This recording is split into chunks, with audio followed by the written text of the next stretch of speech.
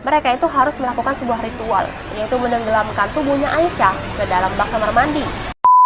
Hai semuanya, welcome back dan terima kasih buat kalian yang udah klik video ini. Kali ini, aku bakal ngebahas tentang sebuah kasus, sebuah cerita yang sangat mencengangkan. Di sebuah dusun kecil, di kaki pegunungan Temanggung, terdapat sebuah rumah yang menyimpan rahasia yang sangat mengerikan. Sebuah kisah yang mengguncang hati bagi siapapun yang mendengarnya. Kisah tentang seorang anak perempuan yang tubuh mungilnya disimpan selama 4 bulan di dalam kamar oleh kedua orang tuanya sendiri. Kedua orang tuanya mengira bahwa anak mereka kerasukan, genderuwo. Namanya Aisyah, usianya baru 7 tahun, tetapi nasibnya berakhir seperti tokoh dalam legenda horor paling kelam. Kabar meninggalnya Aisyah usai menjalani ruqyah pertama kali diunggah oleh sebuah akun Facebook bernama Eris Rizwandi. Dan gak lama kemudian informasi tersebut kembali mencuat setelah diunggah ulang dalam bentuk utas oleh sebuah akun Twitter @mazini_gp.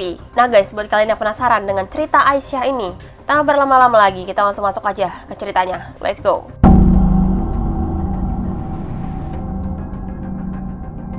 Aisyah adalah anak dari pasangan Marsidi dan juga Suwartina. Mereka itu tinggal di Dusun Paponan, Desa Bejen, Kecamatan Bejen, Kabupaten Temanggung, Jawa Tengah. Sebuah wilayah yang sangat tenang, namun terisolasi. Menurut tetangga sekitar, Aisyah ini adalah anak yang sangat-sangat aktif. Tapi anggapan tersebut berbeda dengan kedua orang tuanya, di mana kedua orang tuanya bilang kalau Aisyah itu sangat-sangat nakal, terlalu sering bergerak, nggak bisa diem. Bahkan kadang Aisyah ini suka berbicara sendiri. Hingga akhirnya muncullah sebuah tuduhan yang mengatakan kalau Aisyah ini kesurupan ataupun dirasuki oleh makhluk halus. Tapi guys, sejak kapan anak yang dianggap nakal kerasukan makhluk halus? Nah akhirnya, karena Aisyah ini dianggap nakal dan juga kerasukan oleh kedua orang tuanya ini memanggil orang pintar alias dukun. Nah, pada waktu itu Aisyah ini ditanganin oleh dua dukun. Yang pertama ada Haryono umur 56 tahun dan juga Budiono umur 43 tahun. Nah, di mana kedua dukun ini tuh adalah tetangga dari kedua orang tua mereka, yang bahkan mereka itu sudah kenal baik. Nah, di mana saat itu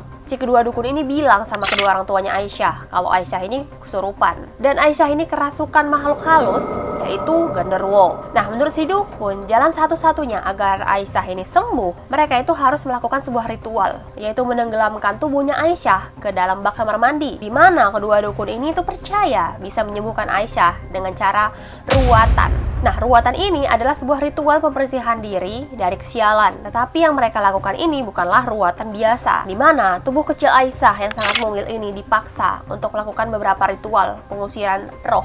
Tubuhnya diguyur air, bahkan kepalanya itu ditenggelamkan ke dalam bak kamar mandi berkali-kali. Karena terlalu sering disiksa, tubuh Aisyah ini semakin lama semakin lemes. Mereka bilang itu adalah sebuah tanda di mana roh jahat itu keluar. Tetapi di malam itu, roh yang pergi bukanlah roh jahat, melainkan Aisyah meregang nyawa. Jadi justru bukannya membaik, tetapi Aisyah ini malah menjadi lemes dan gak sadarkan diri. Juga kedua dukun itu bilang pada saat itu, mereka tuh nganggap bahwa hal itu adalah hal yang sangat wajar. Dan bahkan Aisyah ini bakal siuman dengan sendirinya. Setelah Aisyah ini meninggal, seharusnya pikiran jernih itu kan ada gitu. Tetapi ternyata delusi itu malah masuk lebih dalam lagi. Dimana kedua orang tua Aisyah ini nggak melaporkan kematiannya Aisyah. Dan juga yang paling gongnya, jenazah Aisyah ini nggak juga dikuburkan. Nah, di mana tubuh Aisyah ini disimpan di kamar mereka, diletakkan di atas kasur dan bahkan ditutupin selimut. Nah, untuk menghindari bau busuk, mereka itu menggunakan kapur barus, menggunakan minyak wangi, dan bahkan setiap hari kedua orang tuanya itu menyeka tubuhnya Aisyah. Nah, yang terjadi berikutnya itu adalah sebuah proses mumifikasi yang sangat alami, di mana Aisyah ini menjadi mumi di rumahnya sendiri.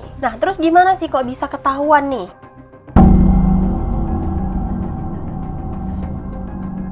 16 Mei tahun 2021, di mana sang paman dan juga tantenya Aisyah itu datang berkunjung ke rumahnya Aisyah untuk melihat Aisyah karena mereka itu sudah lama tidak bertemu, kangen. Dan bahkan paman dan juga tantenya Aisyah ini sudah lama nggak mendengar kabarnya Aisyah, bahkan tidak pernah melihat senyumnya Aisyah. Tetapi sampainya mereka di rumah Aisyah, mereka tidak menemukan Aisyah. Malah mereka menemukan sebuah kamar yang dikunci sangat-sangat rapat. Setelah itu, paman dan tantenya itu sangat curiga. Mereka memaksa masuk ke kamar tersebut. Ketika pintu itu dibuka, dan yang tampak di hadapan mereka adalah seorang Aisyah, yang dimana tubuh mungilnya itu sudah tidak bernyawa, terbaring kaku, diam, bahkan membeku di atas kasur, bahkan di rumahnya sendiri. Hingga pada saat itu tangisan pecah dan bahkan ketakutan menyelimuti rumah tersebut. Akhirnya paman juga tantenya langsung melaporkan kejadian tersebut pada pihak kepala desa. Dan gak lama, polisi pun akhirnya datang. Namun nih guys, yang paling menyayat hati, dimana ketika polisi itu sampai di lokasi, dan juga setelah penyelidikan itu terungkap,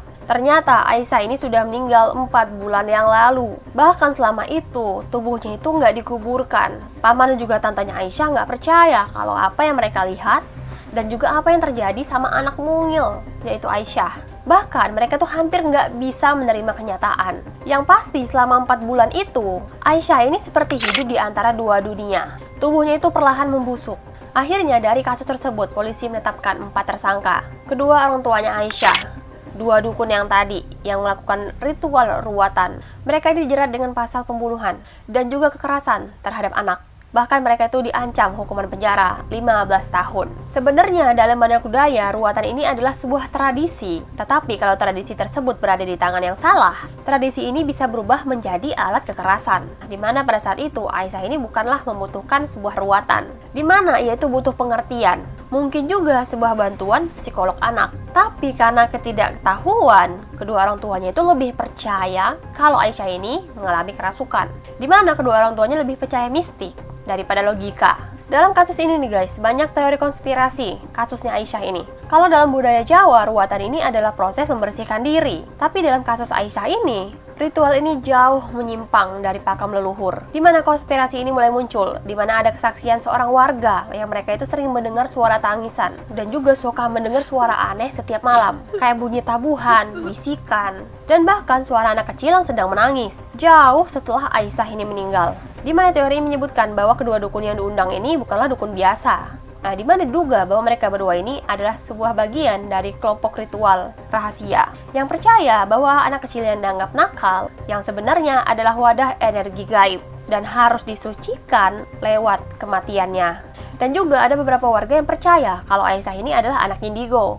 Ia tuh kerap berbicara sendiri, punya mimpi yang sangat aneh, dan bahkan pernah membongkar perselingkuhan orang dewasa di sekitar rumahnya. Karena kurangnya edukasi orang tua, Aisyah menjadi seperti itu.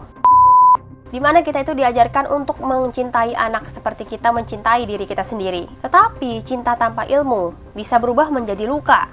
Aisyah itu nggak kerasukan, dia juga nggak nakal. Ia hanyalah seorang anak kecil yang tidak dimengerti. Hari ini namanya Aisyah hidup dalam ingatan kita sebagai pengingat bahwa dalam cinta sekalipun bisa tersembunyi kejahatan jika tidak dibimbing dengan akal sehat. Nah guys, gimana menurut kalian tentang Aisyah, di mana dia itu diduga kerasukan genderuwo akibat kedua orang tuanya ini terlalu percaya mistis hingga menyebabkan anak mereka, anak yang masih kecil, yang sangat mungil, harus meregang nyawa di tangan kedua orang tuanya. Nah, gimana menurut kalian guys? Boleh tulis di kolom komentar. Nah guys, sampai di sini video kali ini. Dan kalau misalnya suka, bisa klik like, komen, dan juga subscribe-nya. Dan juga jangan lupa share video ini kalau menurut kalian bermanfaat dan harus banyak orang yang tahu. Dan sampai ketemu lagi di video berikutnya. See you in the next video. Bye-bye.